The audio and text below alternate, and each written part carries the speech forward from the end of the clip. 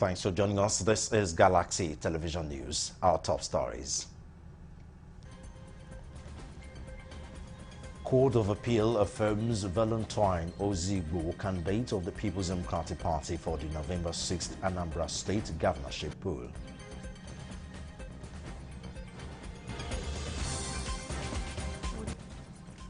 JAMB hands a 19-year-old candidate in the 2021 Unified Tertiary Matriculation Examination, Chinedu Ifesinachi John, to the Nigerian police for investigation.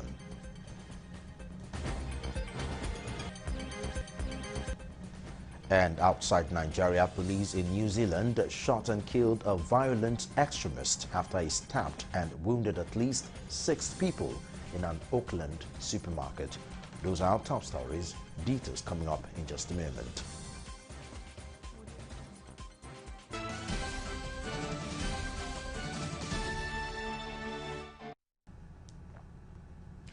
Once again, thanks for joining us on Galaxy Television News. For this time, I'm Solomon Ofem. The Abuja Division of the Court of Appeal has affirmed Valentine Ozigbo, candidate of the People's Democratic Party (PDP) for the Governorship 6 Anambra State governorship poll. November 6, the appellate court decided on 2 appeals.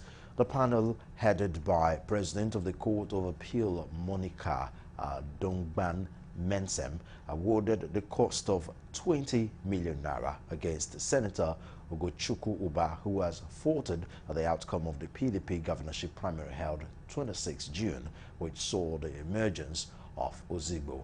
Galaxy's Godfrey Shimuge has details.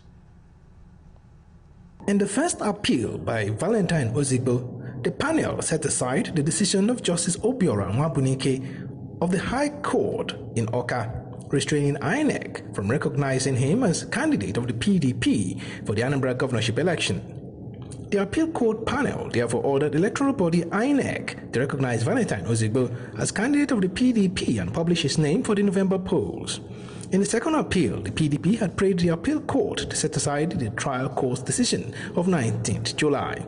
The justice panel, in a unanimous decision, said holding parallel party primaries was not proper in law. The judgment is a landmark decision. It is landmark in the sense that today the court has just reaffirmed that Mr. Valentine Ozigbo is the duly elected candidate of the PDP. The court also proceeded to mandate independent National Electoral Commission to immediately list his name as the duly nominated candidate of the PDP. The court actually made some very remarkable pronouncements, and that has to do with the recent forum shopping by lawyers and litigants.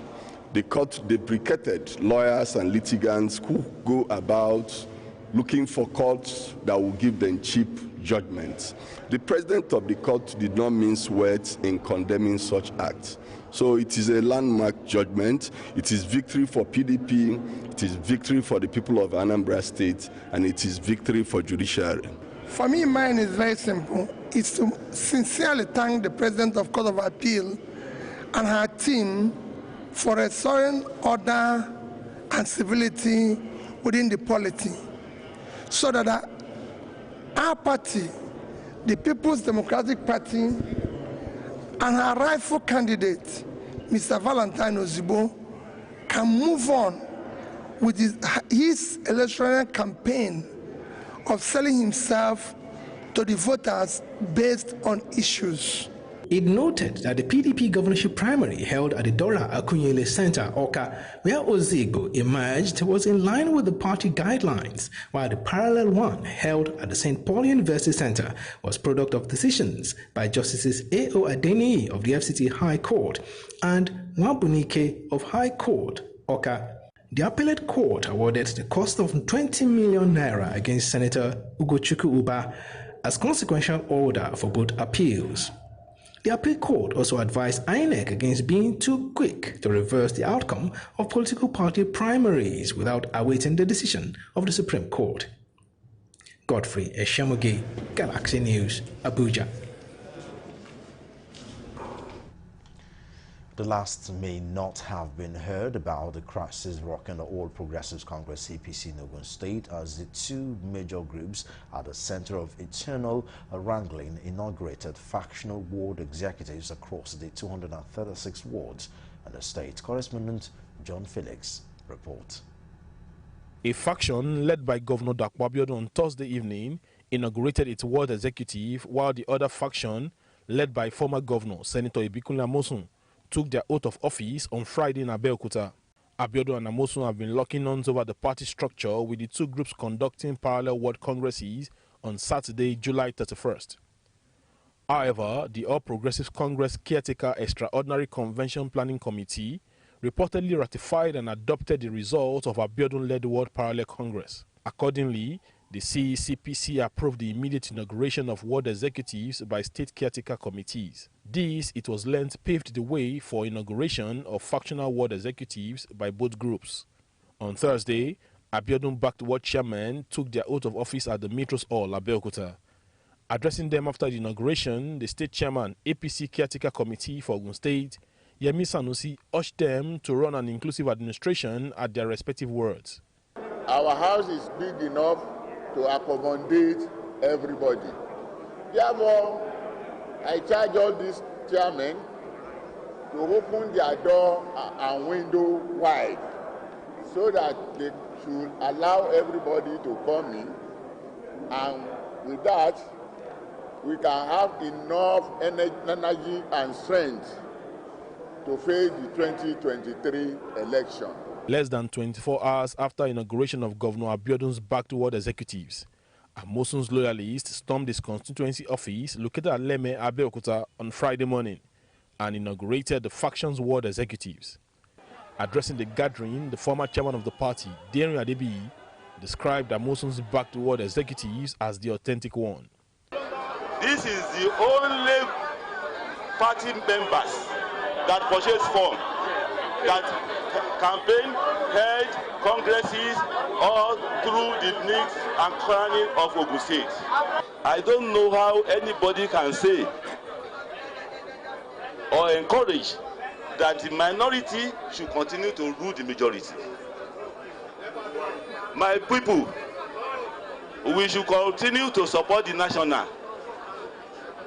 When we were to do the registration, these people, they hold papers. They never allow us to register. We complained to the national. They came. National came. They made useless of their hoarding. Whatever they have done came to nothing, because the national told them that once you are a member of the party, if somebody can identify you from your word that you are a member of the party, you are free to contest, vote, and be voted for. At any time when there's crisis, if it is not properly managed, then there will be consequences. Only God knows what the consequences might be. So I think it is now the responsibilities of the national leadership of the party to find a way of bringing the party together in Ogun State. Despite the development, the two groups have expressed their readiness to conduct parallel local government congresses slated for Saturday. From Abeokuta, the Ogun State capital, John Felix reporting for Galaxy Television News. President Muhammadu Buhari has reappointed Professor Adewale Musa Olomu as the Medical Director of Federal Medical Center in Idiaba, Abeokuta, for another term of 4 years.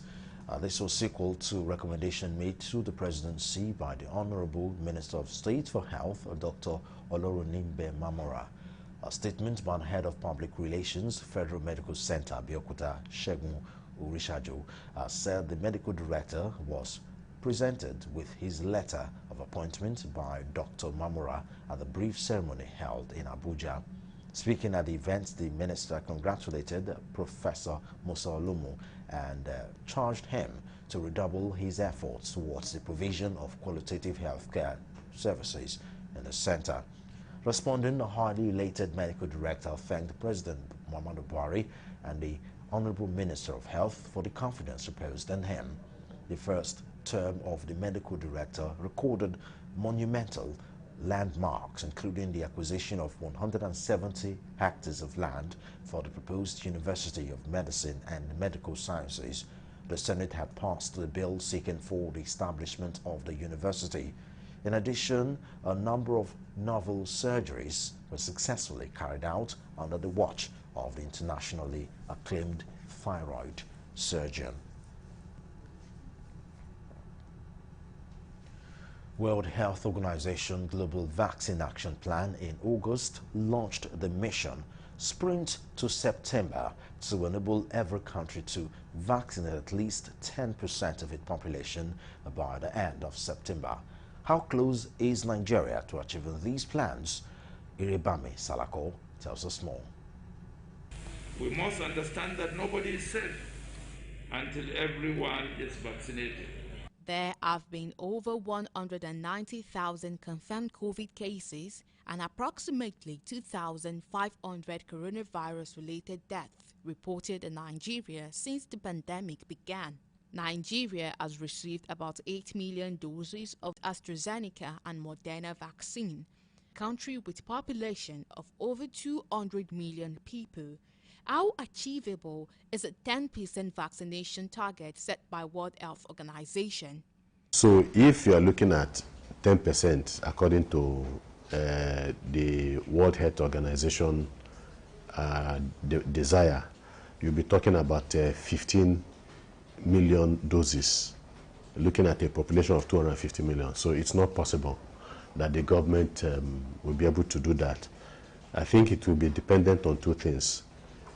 More doses coming into the country to make up for the deficit, around maybe about 7 million or so, and how our citizens, actually respond to some of these vaccines that are coming in. Apart from the limited amount of vaccine the nation is getting, which might be a big factor in inhibiting reaching the 10% target, a lot of the citizens are still hesitant to take the vaccine despite the emergence of the new highly infectious Delta variant of coronavirus. What could be done to motivate the citizens to take the vaccine? We should all be aware that vaccine is a safe and effective way of preventing communicable diseases. And so, for safety, we would say the vaccine is very safe and we encourage people to use it. As many patients as we have encountered, we try to educate them because of course they are conspiracy theories, but we have to debunk them as healthcare workers. There is an agency called National Orientation Agency. It is their duty to sensitize the people. You cannot sensitize the people standing on a platform. You have to be, it has to be orally done through the radio, through how they did the polio sensitization. The government should sensitize the people not to take risk, not to prefer freedom to do anything. Even though there have been torn views and despicable rumors about the COVID vaccine, it is our responsibility as humans to keep ourselves and others in our environment safe. Irebami Salako, Galaxy TV News, Lagos. Still to come on Galaxy Television News, JAMB hands a 19-year-old candidate in the 2021 Unified Tertiary Matriculation Examination, Chinedu Ifesinachi John, to the Nigerian police for investigation. We'll bring you details of these and more when we come back from our break. Stay with us.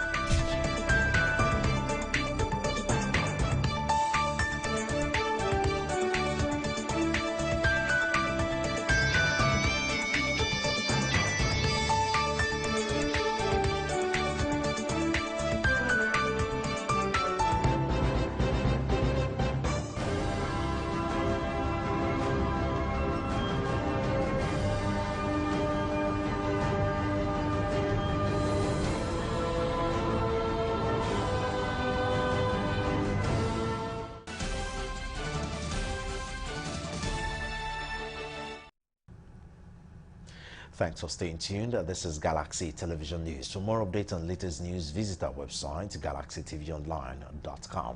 Subscribe to our YouTube channel, youtube.com/Galaxy TV Nigeria.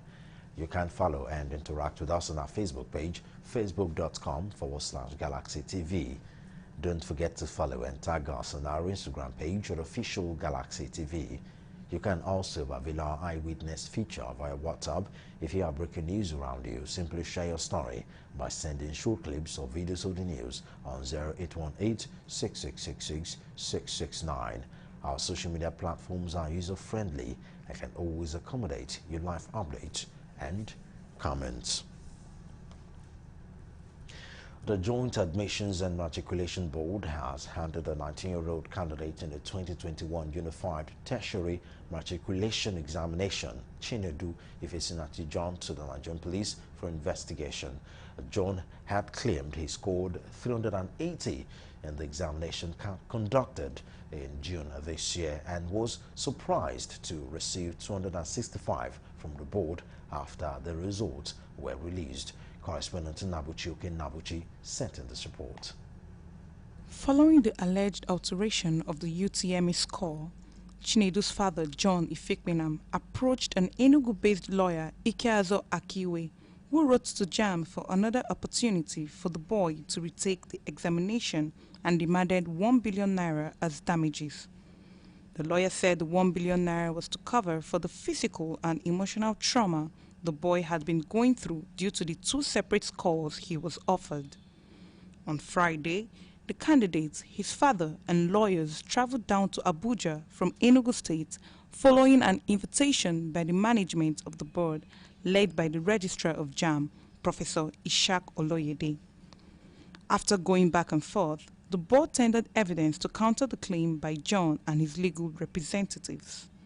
At the Friday meeting, documentary evidence tendered by the board showed that John actually scored 265, not the 380 he had claimed. Oloyede accused the candidate of results tampering, adding that he will be handed over to the police for investigation and subsequently prosecuted. The registrar said John was among 11 other candidates who allegedly forged their results that the board would prosecute, adding that the original result issued to John would be withdrawn pending the end of the investigation. Tutorial school owners, they are at the heart of examination malpractice in this country, and we will not relent in combating them. And no matter how the campaign of calumny they make, we will continue to be consistent. What is important is that, please, when people make allegations, ask them to come with their documents. And you on your own, as we have shown you today, we have shown you some of our samples, that when somebody brings something to you, you can even test it in your office. And we can also make our portal available to you. Earlier, Chinedu John said the result he received is not the result he is entitled to. I wrote the first one in 2019, and when I wrote, when they were supposed to release the results, they said we should wait when they will bring out the platform, start using to check results, because of people that will go online and then check the use people's results. So they said we'll use 55019 text message. His lawyer, Ikeazo, however, appealed to the board to instead give room for further investigation.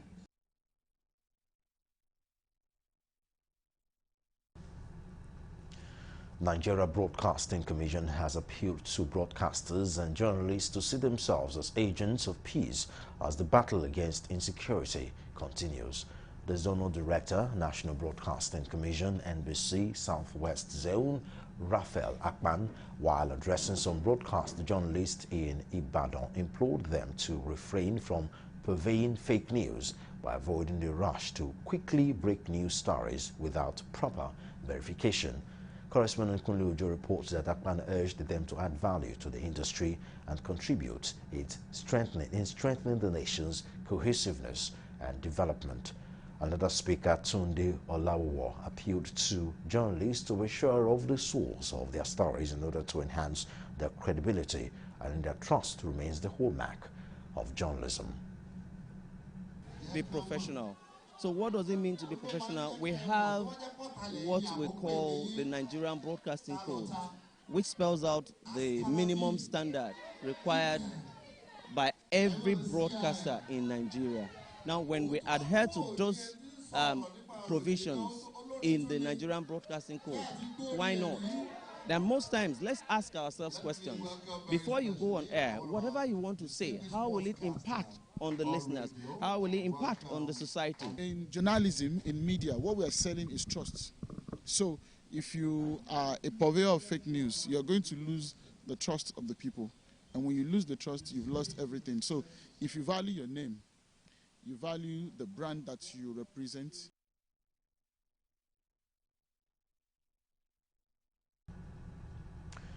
The chairman of the National Drug Law Enforcement Agency, NDLEA, Buba Marwa, Friday expressed confidence that lawmakers in the National Assembly will not vote in support of the legalization of cannabis.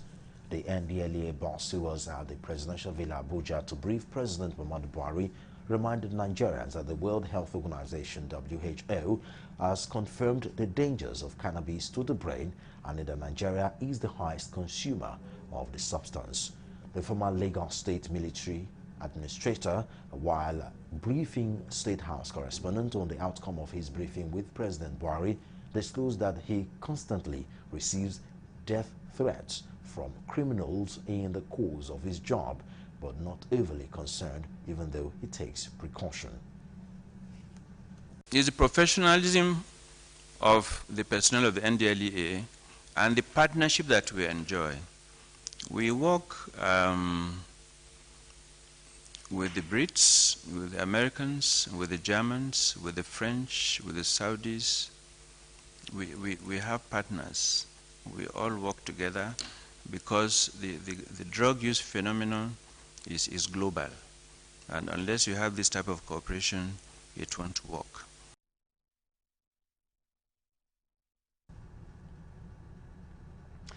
He also commended President Buhari for his support and political will to tackle drug abuse in the country. In a bid to support victims of human trafficking and irregular migration, Patriotic Citizen Initiatives, PCI, has unveiled a male shelter and reintegration center with the support of the International Organization for Migration, IOM, of the Executive Director of PCI, Osita Osemene, described the shelter as the first of its kind in Nigeria, saying the initiative was born out of personal experience as a returnee migrant. According to him, the shelter is designed to accommodate about 30 persons with counseling office, training centers, and other facilities for the purpose of helping the process of returnees' reintegration into the larger society. Also speaking, the program manager in migrant protection, Saskia Koch, underscored the need to enhance capacity and address the issues faced by the vulnerable in the society. It's already a challenge that every one of us have to face in the country. We know the system is so difficult to survive in this system. The youths are finding it difficult to get job, unemployment everywhere, you know. But that is not an excuse for us to indulge in this kind of movement that will create, you know, unhappiness for our families, especially the issue of death and the issue of torture and the issue of losing our human capitals. You know, for me, I believe that by the time you stay back in this country, you'll be able to, you can face the fight and face the challenge. Well, I mean, we work quite strongly with the federal government of Nigeria as well as the state governments to manage migration in a sustainable manner. And the government actually has done quite a lot to advance migration, but also to provide sustainable reintegration support. In fact, over the past 4 years, we have returned more than 21,000 migrants from all over the central West Mediterranean route, including Libya, but also Mali and Niger. And one of these initiatives is actually done with the government to enhance their capacity. So my advice would be to continue the good work that we are doing in the country. Bridging the gap in the reintegration process of return migrants or voluntary returnees or victims of human trafficking. This is a mesh shelter. Good and fine. Here now we are going to have counselors. We are going to have vocational centers. And at the end of the day, whoever comes in here as a male is going to come out better, a better person. So we want to break the circle of poverty. Because if you ask me, they are all going out, they are all going out. The poor economic status is affecting us.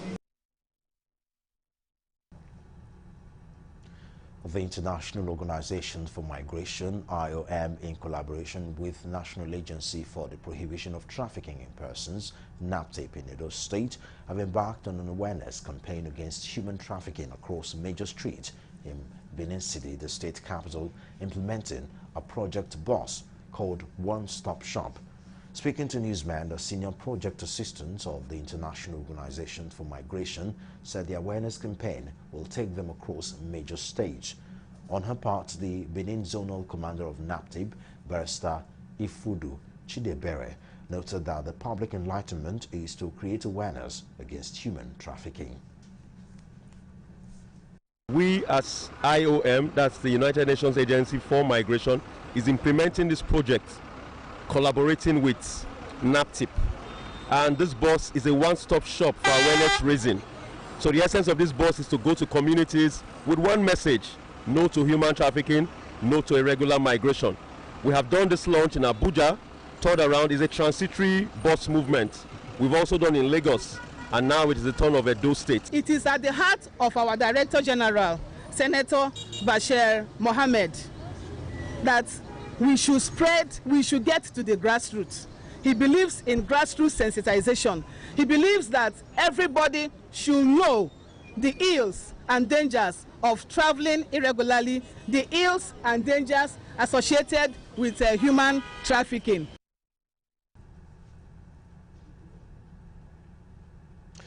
Federal government has been charged to secure the lives of her citizens irrespective of their ethnic, religious and social political background. This was the submission of a former Central Bank Deputy Governor, Obadiah Melafia, at a special session tagged Resuscitating the Glory of the Nation held in Akure, the Ondo State capital. Obadiah lamented the high rates of acts of terrorism, kidnapping and banditry all over the country, expressing fear that if urgent remedy is not proffered, it may get out of hand. The former CBN Deputy Governor also faulted some appointments of the Buhari-led administration. Also speaking at the occasion, Professor Duro Adegboye said the 1999 Constitution must be amended before the 2023 general elections. What I have said essentially is that Nigeria has been designated as a failed state. We may not say it's a failed state, but it is certainly exhibiting the features of a failing state in terms of the kind of violence we are seeing, widespread insecurity, terrorism, the abuse of humanity, criminality. But do you know that Chief Olusegun Obasanjo did not see the Constitution until after the sworn? That's why they now show the 1999 Constitution. And you know, if you are going some past, that Constitution was doctored by some 5 military men.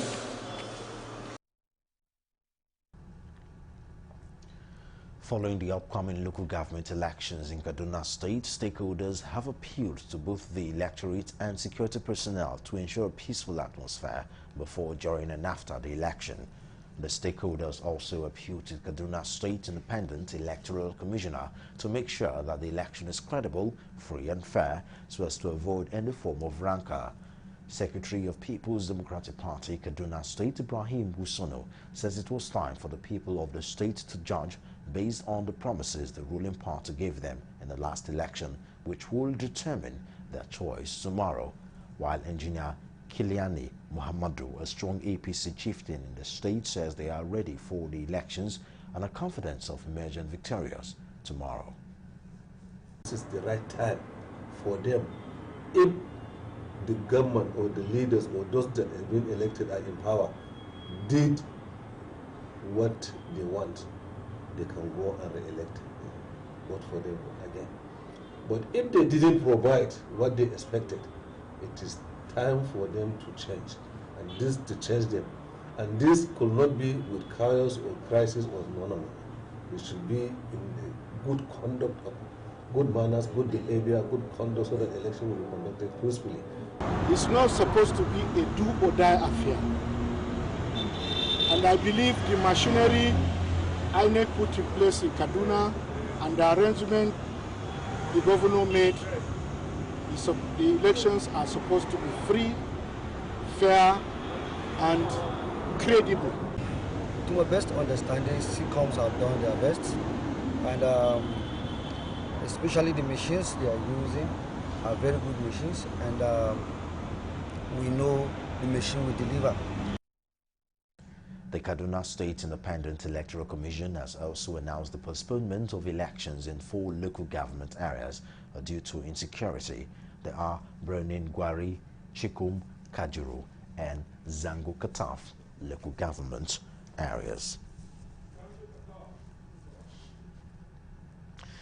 Kingsman of the Minister of Special Duties and Intergovernmental Affairs, Senator George Akume, have distanced themselves from allegations of corruption and misappropriation he leveled against Governor Samuel Otom during his press conference in Abuja.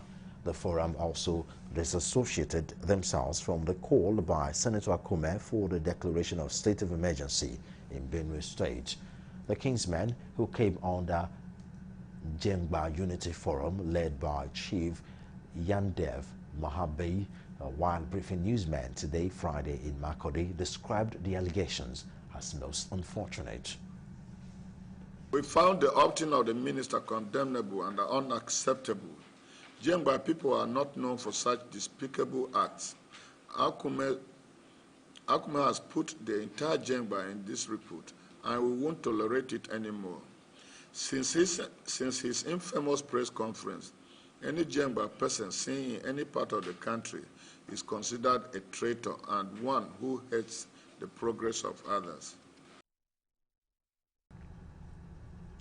Experts in livestock farming have urged government and researchers to work on improving the Nigerian local cattle and add more genetics for the production of more milk and meat. This was the resolve reached at a 2-day strategic interest research group meeting on livestock genetic improvement organized by the Genetics, Genomics and Bioinformatics Department, National Biotechnology Development Agency, NABDA, and Center for Genomics Research and Innovation, CGRI. Correspondent Kunyojo completes the story. The strategic meeting held at the conference hall of the International Institute of Tropical Agriculture, Ibadan, Oyo State, brought together experts in the livestock industry in Nigeria. In his presentation, a genetics expert, Professor Victor Olori, harped on the need to increase sustainable meat production, even though the resources to do so are dwindling despite the high population of cattle in sub-Saharan Africa. Another speaker, John Adekunle, called for concerted efforts on the improvement of indigenous cows, saying the economic impact of dairy industry was enormous, ranging from employment opportunities to increasing the nation's GDP. In sub-Saharan Africa, we have a very high population of animals in terms of the total number of animals. For example, cows. We have sometimes a lot of millions upon millions of cows. Yet, our beef production from those millions upon millions of cows is very small. I gave the indication that even though we have 21% of the total grazing land in the world, for example, only 8% of our output, of the world output, is the beef output that's come out of sub-Saharan Africa. We need to develop it ourselves. We need to find a strategic way to work with local farmers. We don't need so many big whatever, commercial whatever. We need a smallholder dairy approach to the country. If you have farmers, 5 farmers, a farmer with 5 cows at the back of his house, see what has happened to the poultry industry today. If that comes into play, I can tell you that space is huge. And like I mentioned to you, Those are the critical factors we need to look at. A former Director General, National Biotechnology Development Agency, Solomon Bamidele, and a Director of Genomics and Bioinformatics in the agency, Professor Nash Oyekomi, said the conference, the third of its kind, brought together both local and global partners to work around the Dairy Development Center approved by the federal government at Iwo Town in Osun State. In Nigeria now, in the press for putting an end to open grazing, we need to develop ranches. And when we develop ranches, we are going to be able to provide the animal with food and an environment where they can do very well. Last 10 years, we have been doing this. So in NABDA at Abuja, we have some infrastructure on the ground.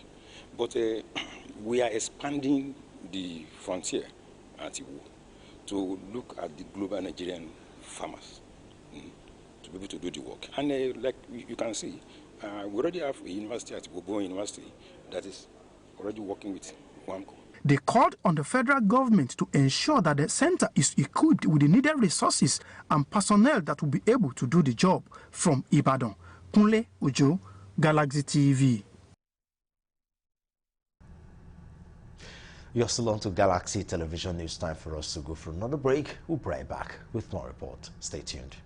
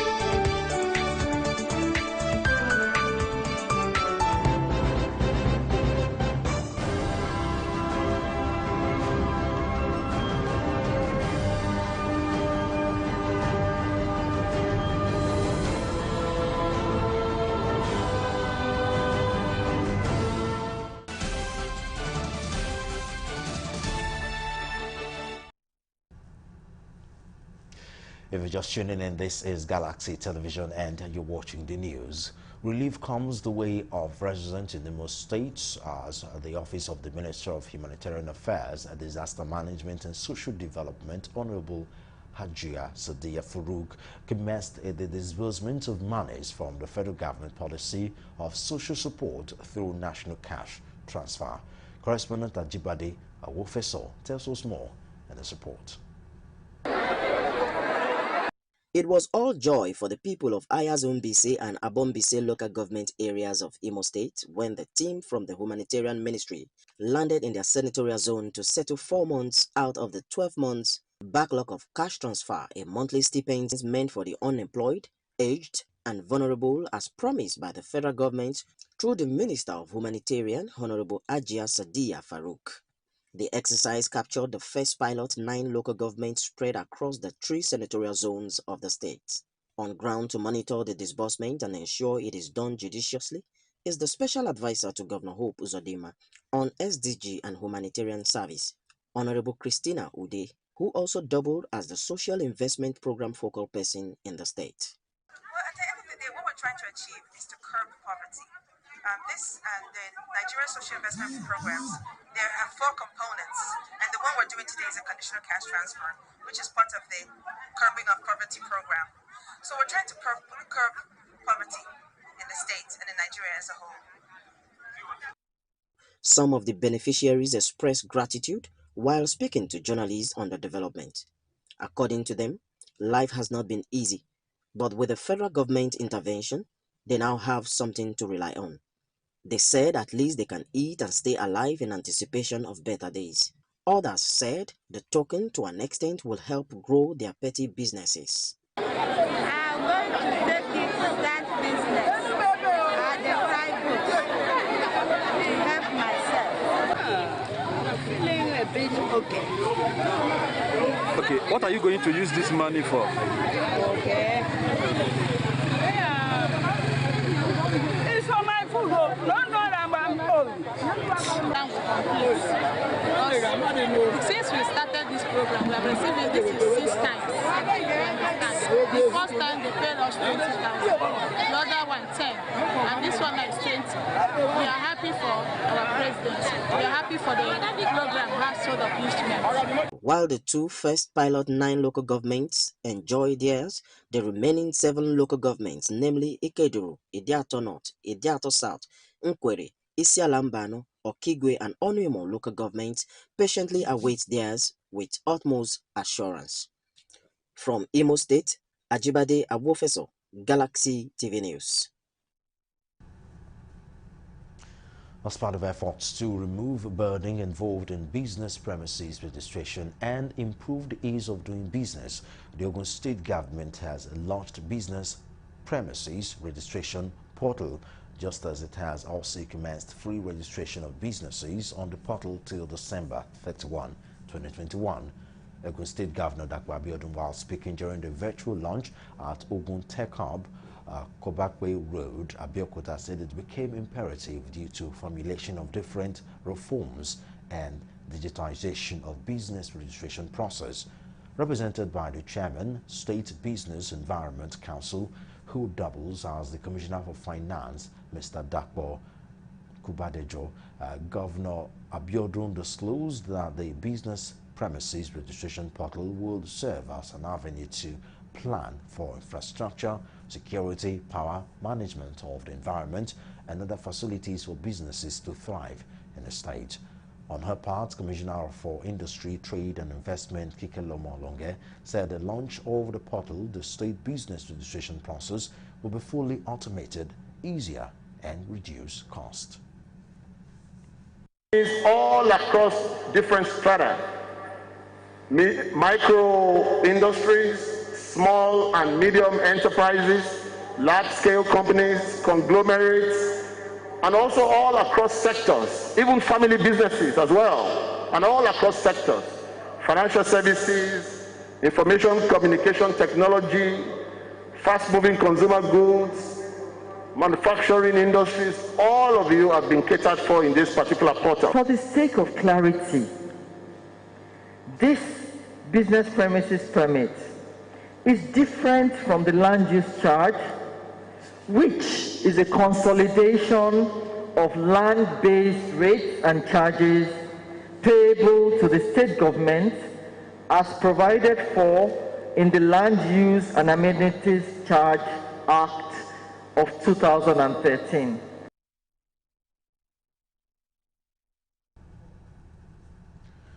So days after the Olu of Warri, His Majesty Shola Emiko Ogiame Atuase III dissolved the Traditional Council of Chiefs and all committees in his kingdom.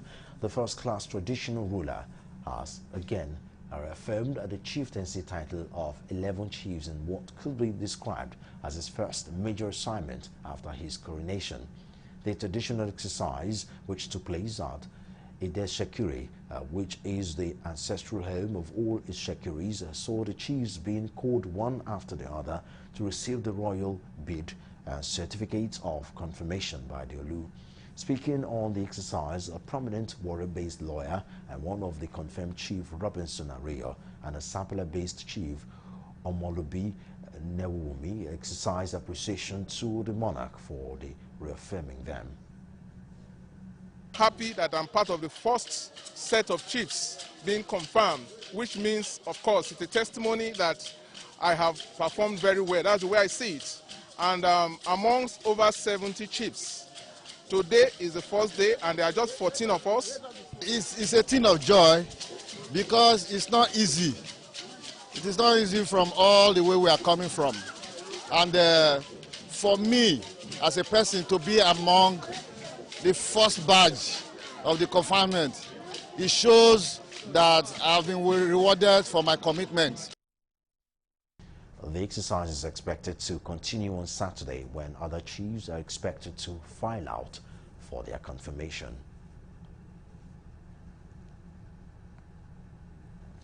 The Oyo State Anti-Corruption Agency, Oyaka, says it is currently investigating more than 20 corruption petitions filed against some individuals.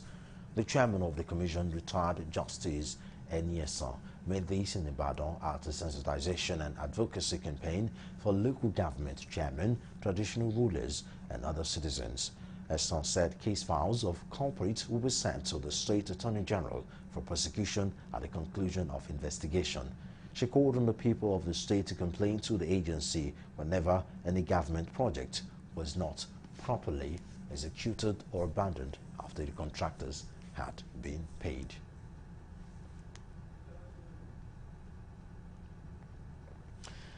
Up next is stories from our international scene.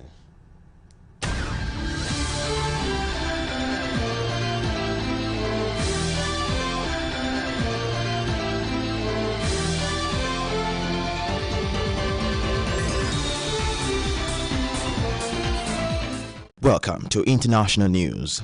Police in New Zealand shot and killed a violent extremist after he stabbed and wounded at least 6 people in an Auckland supermarket. Prime Minister Jacinda Ardern said the incident was a terrorist attack carried by a Sri Lankan national who was under police surveillance. The man, who has not been identified, was a supporter of the Islamic State terrorist group, Ms. Ardern said. Police killed the man within 60 seconds of the attack on Friday. Of the 6 wounded people, 3 are in critical conditions and 1 is in a serious condition, health officials say. The hospital staff are doing everything they can to preserve their lives, the mayor of Auckland, Phil Goff, told newsmen. We're all horrified by what happened, but justice came pretty swiftly for the offender, he added. It took place at the Countdown supermarket of Lynn Mall in the district of New Lynn on Friday afternoon. The attacker reportedly took a large knife from a display cabinet in the store and went on stabbing spree. Police surveillance teams had been closed by the entire time. One witness told reporters that the supermarket was a scene of hysteria. A footage shared online showed people fleeing before the sound of gunshots could be heard. People were running out hysterically, just screaming, yelling, scared. The witness said, adding that they saw an elderly man lying on the ground with a stab wound. It took place at the Countdown supermarket at Limal in the district of New Lynn on Friday afternoon. The assailant had 4 years been identified as a threat to national security and was under 24 hours surveillance. The police acted decisively to prevent further carnage, but they weren't close enough to stop serious injuries. New terror laws could, however, allow volatile individuals to be detained in the future. 3 teenagers in Finland have been handed prison sentences over the brutal murder of a 16-year-old boy last year. The defendant, years 9 and 8, at a court in capital Helsinki. The case is seen as highly unusual in Finland because of the age of the attackers and the nature of the crime. All 3 defendants had previously admitted to assaulting the victim, but had all denied murder. On the night of the incident, the teenagers had been celebrating their 16th birthday and had reportedly all consumed alcohol. The defense argued that they had not intended to kill the boy and that they did not believe he would die as a result of their actions. They argued that the defendants should serve no more than 4 years in prison. Prosecutors, who were seeking prison terms of at least 12 years, said the victim had been physically assaulted for up to 4 hours before his death on Friday, 4th December, in Kokela district of Helsinki. They said the boys had planned in advance to ply the victim with alcohol. The victim is believed to have been left at the scene unconscious, and none of his attackers alerted authorities throughout the weekend. He was not discovered until the following Monday by construction workers not far from the hospital, police said. The arrests were made after the mother of one of the 3 boys contacted the police. The oldest defendant, who the court said had been the most violent, received the longest sentence of 10 years and 1 month in prison. The second youngest was sentenced to 9 years and 2 months, while the third and the youngest defendant received a jail sentence of 8 years and 2 months. All three have the right to appeal against their sentences. Marco Force, Detective Chief Inspector of Helsinki Police Department, described the assault at the time as particularly brutal and cruel. While minors cannot be sentenced to life in prison under Finnish law, crimes committed prior to a murder can also contribute to sentencing, meaning the boys faced jail terms of up to 15 years. Now to Afghanistan. A group of Afghan women activists staged a protest in Taliban-controlled Kabul Friday, calling for equal rights and full participation in political life.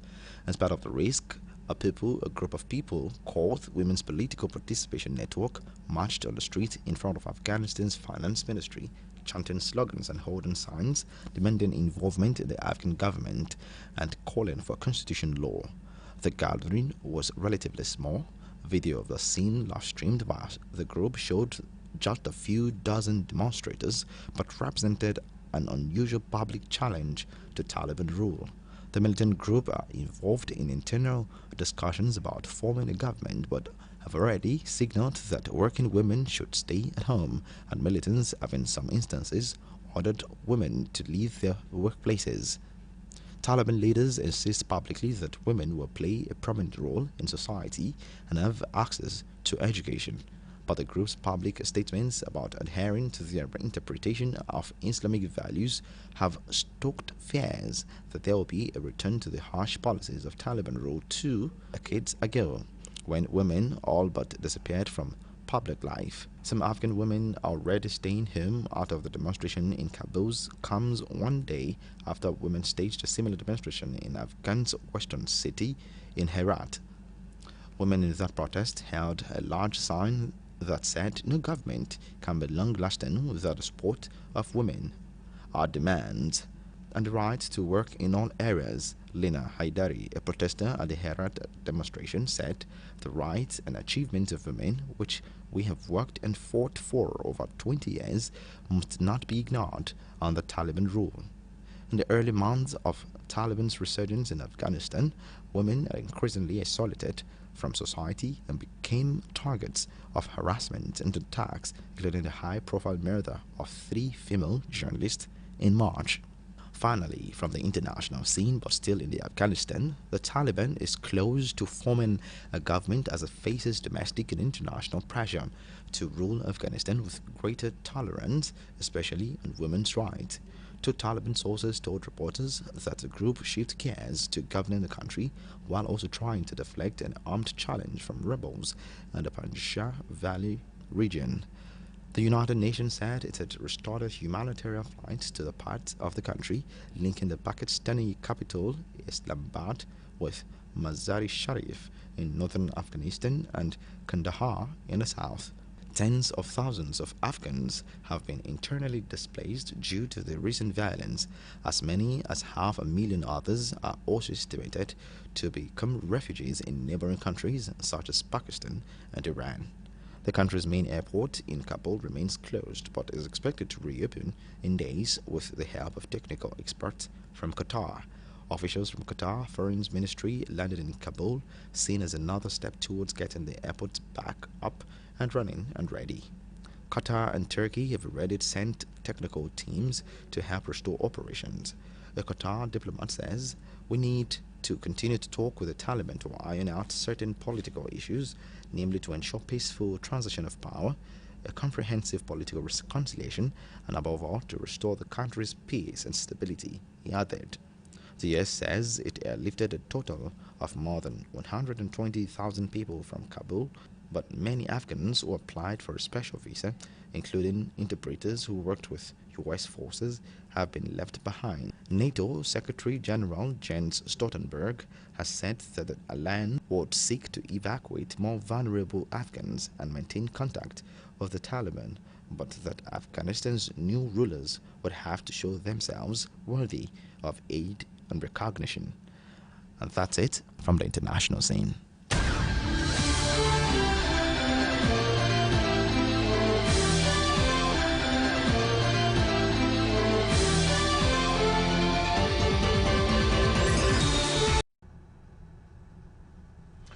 And with those international stories, we'll end the news.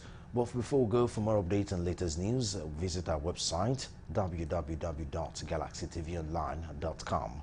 Subscribe to our YouTube channel, www.youtube.com/Galaxy TV Nigeria. You can follow and interact with us on our Facebook page, www.facebook.com/Galaxy TV. Don't forget to follow and tag us on our Instagram page at official Galaxy TV. You can also avail our eyewitness feature via WhatsApp if you have breaking news around you. Simply share your story by sending short clips or videos of the news on 0818-6666-669. Our social media platforms are user-friendly and can accommodate your updates and comment. And that's a wrap. Thanks for watching Galaxy Television News for this time. I am Solomon Offem. Bye-bye.